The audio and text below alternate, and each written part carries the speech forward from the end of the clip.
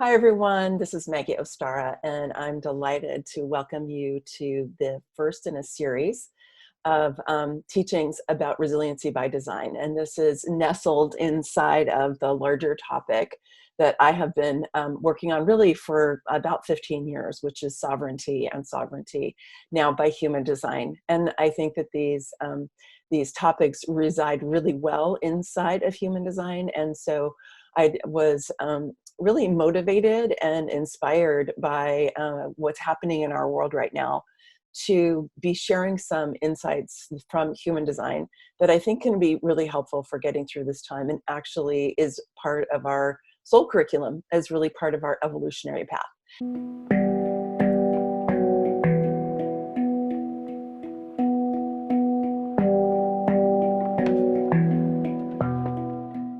What is our evolutionary path, right? What are the things that are in the way of our personal freedom? And what are the ways that we can decondition ourselves, how we can unleash ourselves so that we can be more free to actually express who we are? This was what my work has always been about before I even came to human design. And so when I found human design, I felt like that really, it was like hand in glove for me.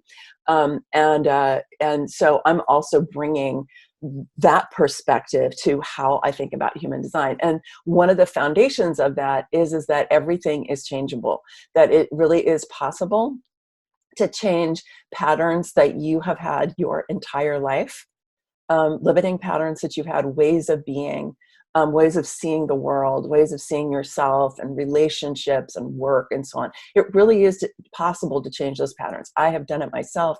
I've helped many clients to do it. And so I always really like to affirm that, because sometimes when people come to human design, they see that, and some of the ways that it's taught is that it's really fixed. Right? Ra used to wear a hat that said no choice. Karen's told that story before, like no choice, you're hardwired and this is the way that it is. I just really don't agree with that. I think that it is totally possible to continue to evolve who you are and to change patterns that you've had your whole life. And my purpose is to support you to become more and more authentically who you are, both in alignment with your design, but also in receiving what I call your soul signature, which a big part of that is the wisdom that you've developed through your life experience. Because you are not your human design. You are not the map of your human design. Your human design gives you keys to aspects of who you are, but how you respond to your definition and how you respond to your openness is a big part of your life experience. And you have learned a lot of things that way. You've made different decisions along the way. Oftentimes when I do readings for people and I'll ask them, how has this been for you? This is in your chart. And they'll say, I figured that out already. When I was younger, I used to do this, but I figured out I really needed to shift and to do that. So without even knowing their design, that can happen. But then there are other things oftentimes where it's like, wow, yeah, I'm really stuck inside of the energy of the lower expression of that particular part of my chart, right? And they're like, I don't know why I keep acting this way. I don't know why this keeps being a challenge for me. And that's where human design can be more than affirming. It can be a guide to say, okay, well then the higher expression of this is, this other aspect of the archetype. And here is a path that I am particularly good at providing for people, because having been a coach and a mentor, most of my adult life, I'm good at helping people make that transition, if you will. So that is really the foundation of how I look at human design and how I hold the chart.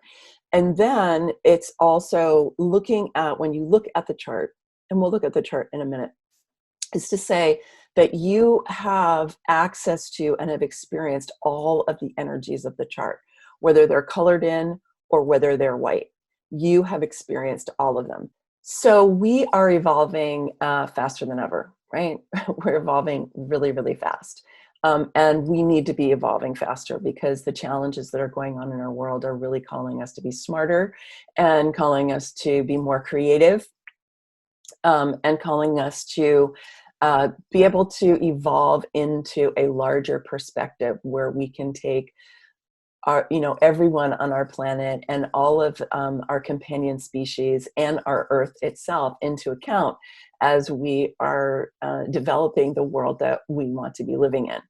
And resiliency, in my view, is a key aspect of what we can learn from the human design chart. It is about being able to evolve into an expression that is more empowering and more uplifting for you, and enabling you to create your life the way that you truly wanted to, and to contribute in the way that is best for you.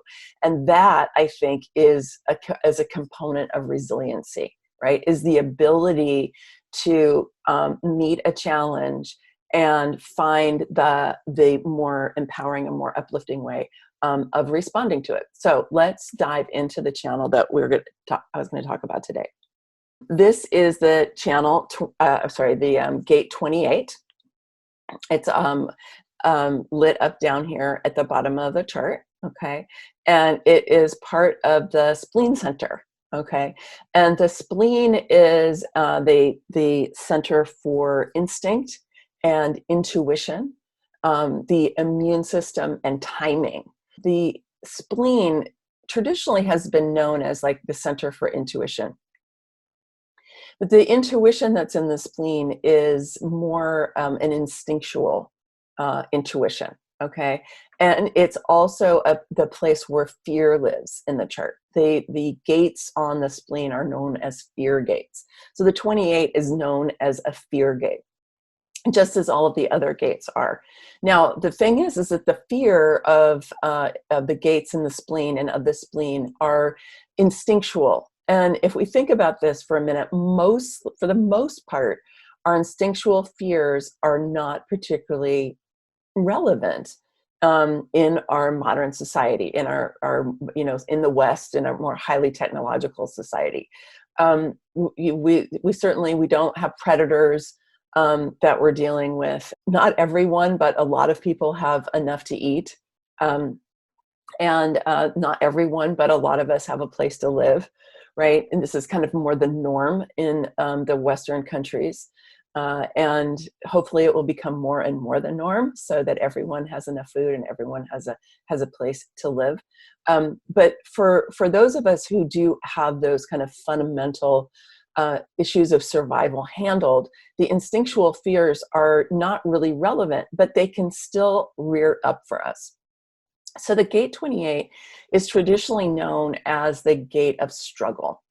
Okay, and it is half of what's known as the channel of struggle when it is connected down here to the 38.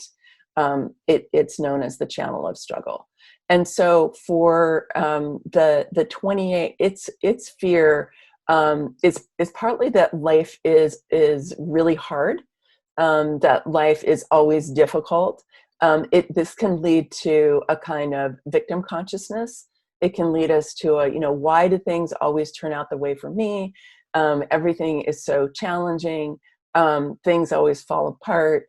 My work is dissatisfying, or I get fired from jobs, or my relationships don't work out, or my partner is mean to me, or my partner cheats on me, right? This is where that kind of thinking lives, is in the 28. Now, the thing is that is the low expression of the gate 28, the victim consciousness, right? Which is to see that oneself as being simply at the mercy of what's going on around you in the world, and not having the ability to be a co-creator with spirit of your life, right? And so you can flip this around to see this, first of all, as an energy that can meet challenges, right? Rather than seeing this as struggle, we can see it as a challenge. As soon as we can move from struggle into challenge, we can mitigate a lot of the suffering that we have. And the more that we can just focus on this as being something positive, rather than focusing on what we're not getting on a negative, we can actually even take the opportunity into the realm of adventure. So if we take something that's challenging for us and we go, wow, all right, what can we do with this, right? What can arise from this? That's even more exciting, right? And so how do we take this and turn this into an adventure? So if we take a look at this next slide, we can see that I've lit up the emotional solar plexus and also the G center. Now, the reason I did this is that in the story of human design, we are moving from the focus on the spleen as the center of intuition and creation into the emotional solar plexus, and this has to do with the big transition that's going on right now. And what I want to just invite you into is to see that the emotional solar plexus is really a creative center, okay? And you create with your emotional energy. You create with what you get emotionally involved in, what you're thinking about it, how it feels in your body. So the more that you are able to stimulate positive emotions inside of you that turn they come from inspiration, that turn inspiration into aspirations, that live in a realm of possibility and potentials. What happens is you then calibrate the magnetic monopole that lives in the G center. You don't have to know what that is. Just follow me for a minute here. But it'll calibrate the attractive force that you have in your heart. And so then you'll bring more things into your outer reality that you will get to respond to if you are a generator or a manifesting generator, or even invitations if you're a projector. And it's also a way for you as a manifester to have the stimulus that comes up inside of you about what to initiate. And it can also help the reflector to know, oh, this is really what I'm feeling into, and this is what I'm wanting to call into my life.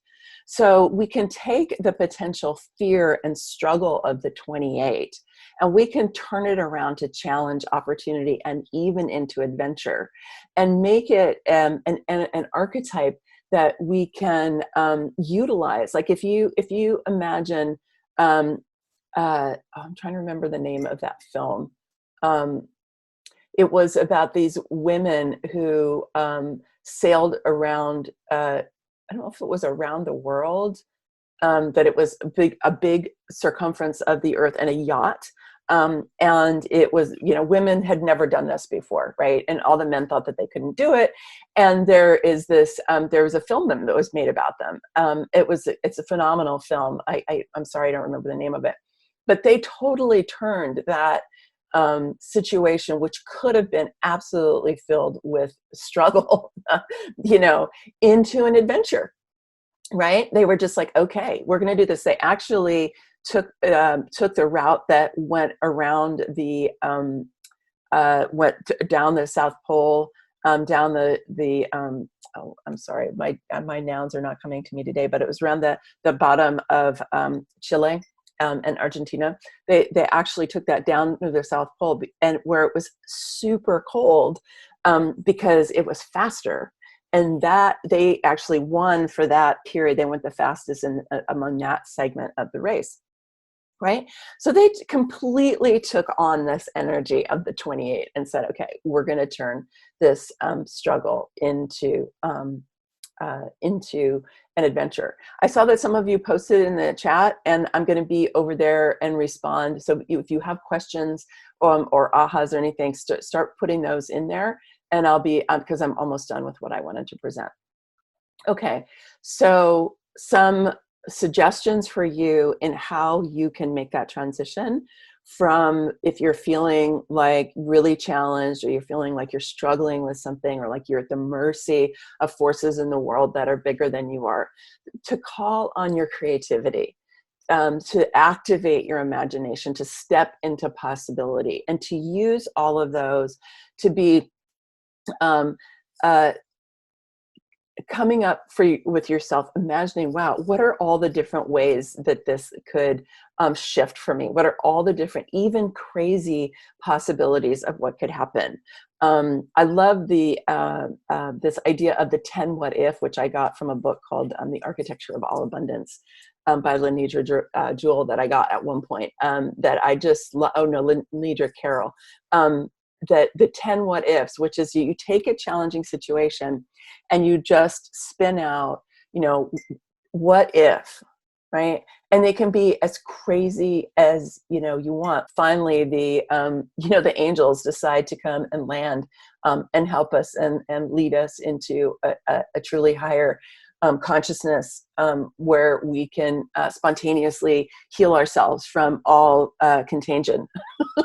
Right? That's that is a wild and crazy what if. But when you allow yourself to actually do something like that, you might be surprised about something that's a little more connected to your daily life can come through.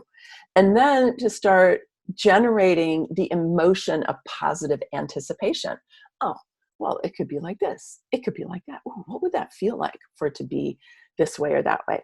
When you do this, you start to create possible futures for yourself.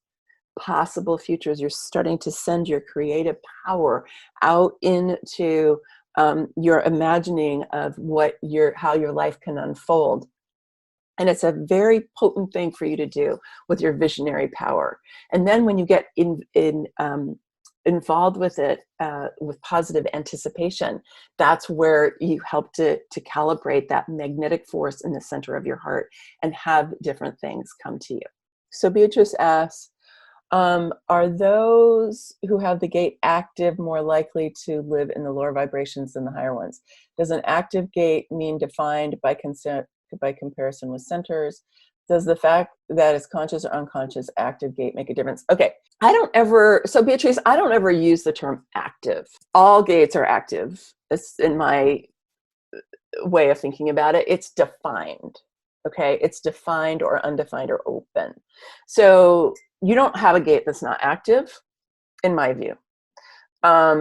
It may be that because you have the whole chart.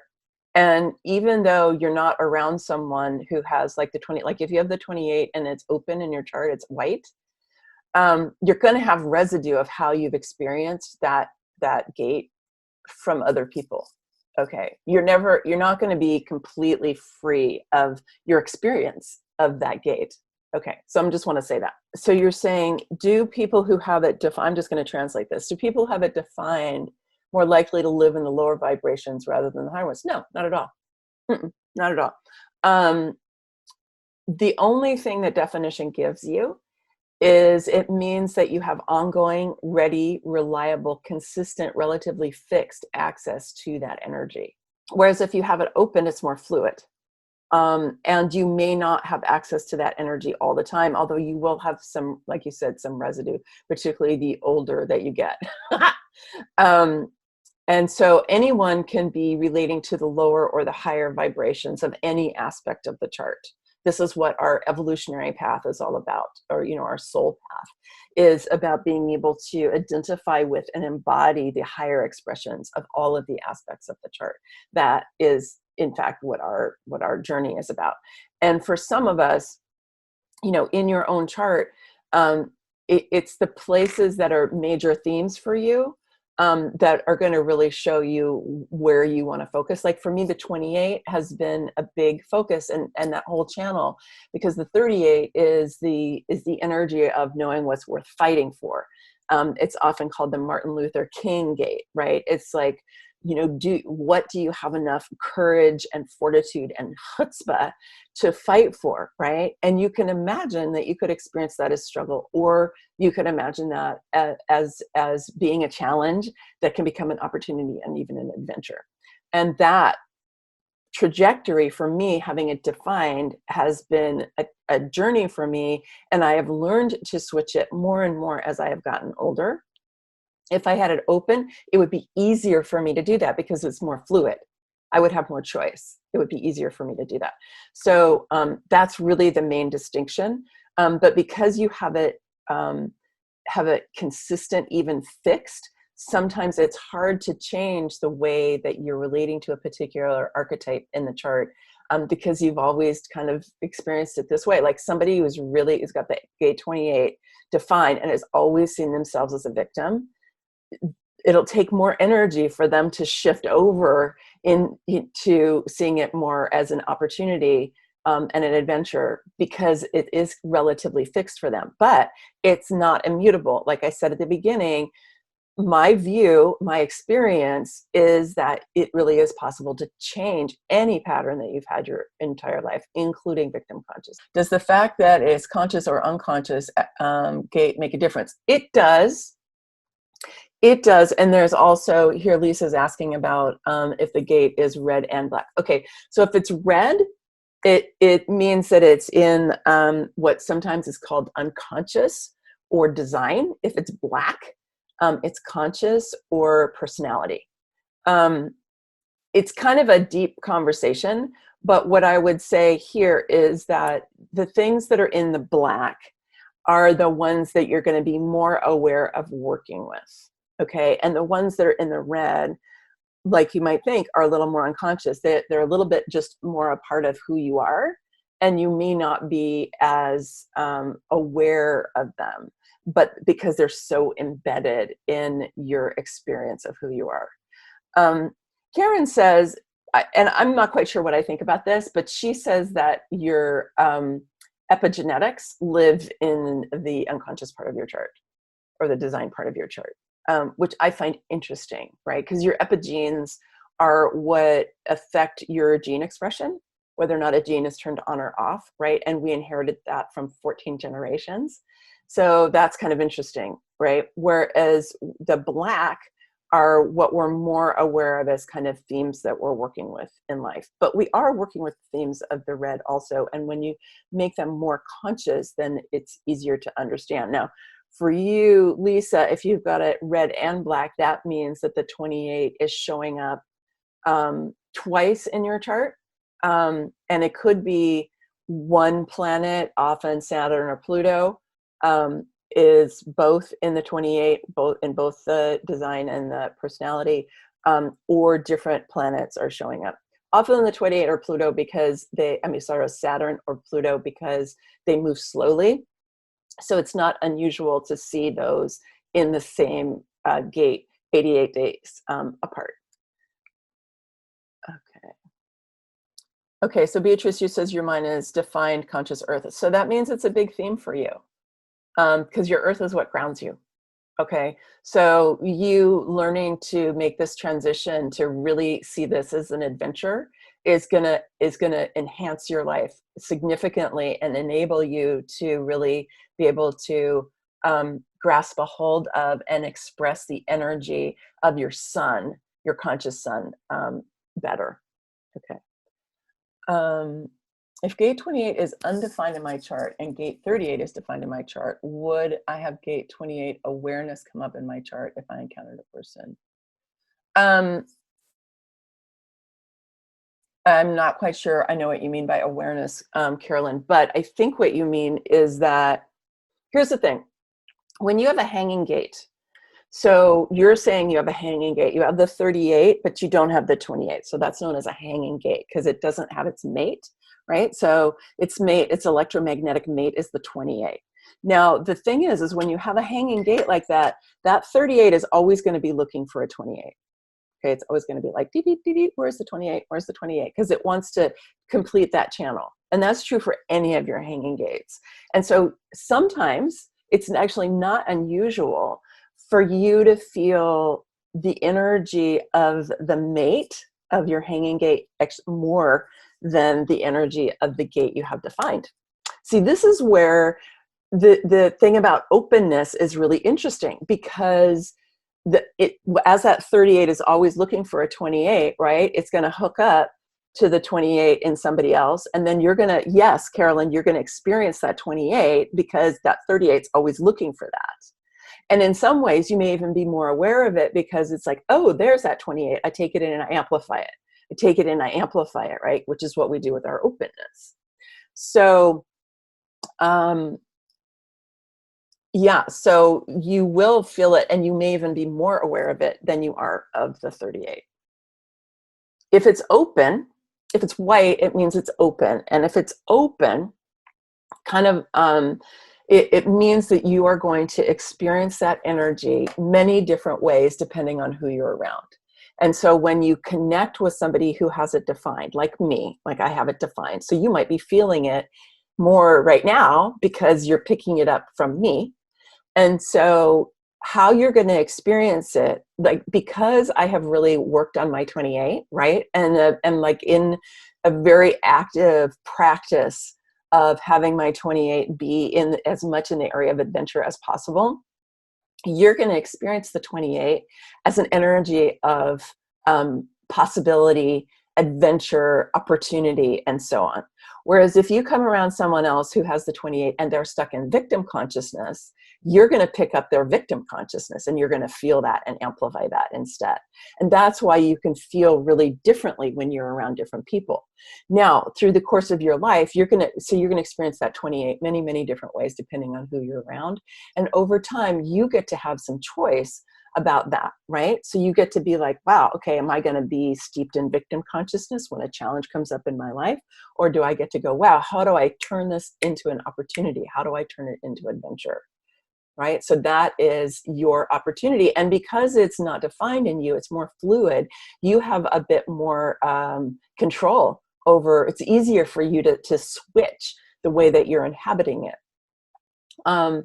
And the thing is you may not consistently be able to hold on to any particular expression of the 28 because you don't have it defined. So it'll come and go. Whereas somebody who has it defined it's going to be more fixed. It's going to be more consistent and more fixed.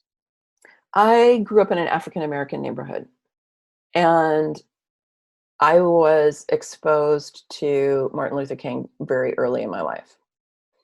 And I was very imprinted by that. And my parents were involved in civil rights. I grew up kind of on the tail end of civil rights and came of age during feminism. And so the whole notion of struggle and needing to struggle in order to create change. Frederick Douglass famously said, without struggle, there is no change. And so I grew up watching that and later participating as I came of age. And what I really loved both about civil rights and about feminism is that it was about moving out of victim consciousness, consciousness raising. It's what, typically we called work in feminism at the time. And it was in our, it was really learning to be able to say, wow, how have we been colonized by patriarchy? How have we agreed to be a part of this? And inside of civil rights, it was like, how have we, I think it's a little bit different. It wasn't so much agreed to be segregated and thrown into slavery and so on, but it was about how can we open our minds to our own power, right? And that was one of the things Martin Luther King was really about, was how do we realize our own internal power, and then how do we express it, right? Which is, of course, what civil rights was all about. So that process was something that I was really early exposed to. And my academic work was about slave revolts on ships. That was my dissertation in my book, because I was always interested in how do people create more personal freedom from themselves in dire circumstances. And then I came into metaphysics, and in metaphysics, I was introduced to the idea that you create your reality with your thoughts. And I have modified that a lot over the years so that now I think we co-create with spirit based on what we become emotionally involved in. And when we realize that we're acting like we have no authority and no power in our lives, then that's what we're going to experience. And we can actually decide to make a change and go, well, okay, what do I have some command over? What change can I make in my life? How can I change my attitude? I mean, Viktor Frankl is the classic example of this, right? Viktor Frankl, who lived in the concentration camps and who made a decision that his consciousness and what he was able to think and feel, no one could control. And so it was that, it was that coming to really see that and go, okay, how does this apply to my life? Like right now, today, how can I create more freedom for myself? How can I be more creative for myself? How can I roll with the things that I cannot change, right? The serenity prayer, right? That's in AA is a great example of that, right? How do I accept the things that I can't change, and the courage to change the things that I can? I think that is a great, gate 28 statement, right? It's like, and there was a psychologist, a psychologist who put out a thing on Facebook recently. It had 13 different points of what you can do during this pandemic to kind of feel better, basically. And one of them was find something that you can control and control the hell out of it. Because so much is out of your control right now. So what I did was I was like, okay, you know what? I really wanted to get this book proposal done, and I am getting my book proposal done because I can control the hell out of that.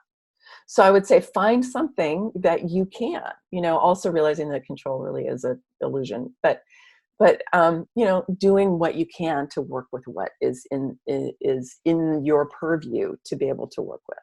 All right, dear ones, I think that we're going to wrap up for today. Thank you so much for your questions. I really appreciate that.